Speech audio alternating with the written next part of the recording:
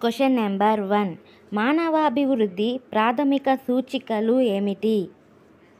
Answer: ఆయుర్దాయం, స్థూల దేశీయ తలసరి ఉత్పత్తి, అక్షరాస్యత రేటు. Question number 2. భూవనరుల క్షీణతకు కారణాలు ఏమిటి? ఆన్సర్: అదనంగా వ్యవసాయ భూమిని తయారు చేయటానికి అడవులను నరికివేయటం, ప్లాస్టిక్ లాంటి హానికర వ్యర్థ పదార్థాలను ఎక్కువగా విసర్జించటం, నేలలో పోషకాల క్షీణింప చేయటం. Question number 3.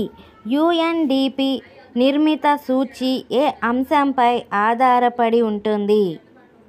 ఆన్సర్: ఆరోగ్యవంతమైన దీర్ఘకాల జీవితం, పరిజ్ఞానం, మంచి జీవన ప్రమాణం. Question number 4. 2011 జనాభా లెక్కల ప్రకారం గ్రామీణ ప్రాంతంలో పిల్లల లింగ నిష్పత్తి ఎంత? ఆన్సర్: 923. Question number 5.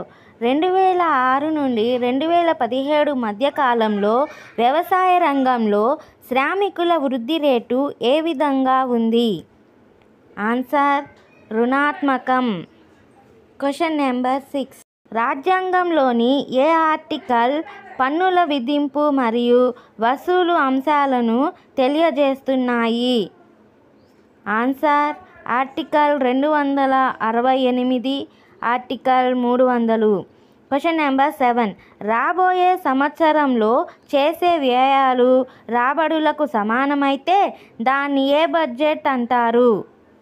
ఆన్సర్: సంతులిత బడ్జెట్. Question number 8.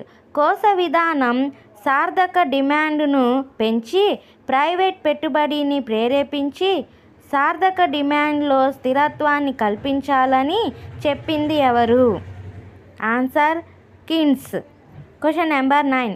ఒక దేశం 2 వస్తువుల ఉత్పత్తిలోనూ వ్యయ అనుకూలత కలిగి రెండవ దేశం 2 వస్తువుల ఉత్పత్తిలోనూ వ్యయ ప్రతికూలత కలిగి ఉండే నేపథ్యంలో కూడా 2 దేశాల మధ్య లాభదాయకమైన వ్యాపారం ఏర్పడుతుంది. దీన్ని తులనాత్మక వ్యయ అనుకూలతగా అభివర్ణించింది ఎవరు? Answer: David Ricardo. Question number 10. ప్రపంచ బ్యాంక్ ఎప్పుడు ఏర్పడింది? ఆన్సర్: 1944 జూలైలో. Question number 11. ఉత్పత్తి ప్రక్రియలో పాల్గొని ఇతర వస్తువుల ఉత్పత్తికి దోహదపడే వస్తువులను ఏమందురు? ఆన్సర్: మధ్యంతర వస్తువులు. Question number 12. గ్రీన్ జీడిపి అనగానేమి? ఆన్సర్: పర్యావరణ నష్టానికి జీడిపిని సర్దుబాటు చేయటం. Question number 13. స్థిర మూలధనానికి ఉదాహరణలు? ఆన్సర్: యంత్రాలు, భవనాలు, పరికరాలు. Question number 14. 2016-17 ధరల్లో ఆదాయం 18 లక్షల, ధరల సూచి 200 అయితే స్థిర ధరల్లో ఆదాయం ఎంత? ఆన్సర్: 9 లక్షలు. Question number 15. దేశంలో నిర్వహించే అన్ని పోటీ పరీక్షల్లో ఆంధ్రప్రదేశ్ విద్యార్థులు అగ్రగామిగా నిలవాలన్న లక్ష్యంతో ప్రారంభించబడిన పథకం ఏమిటి? ఆన్సర్: చంద్రన్న ఉన్నత విద్యా దీపం.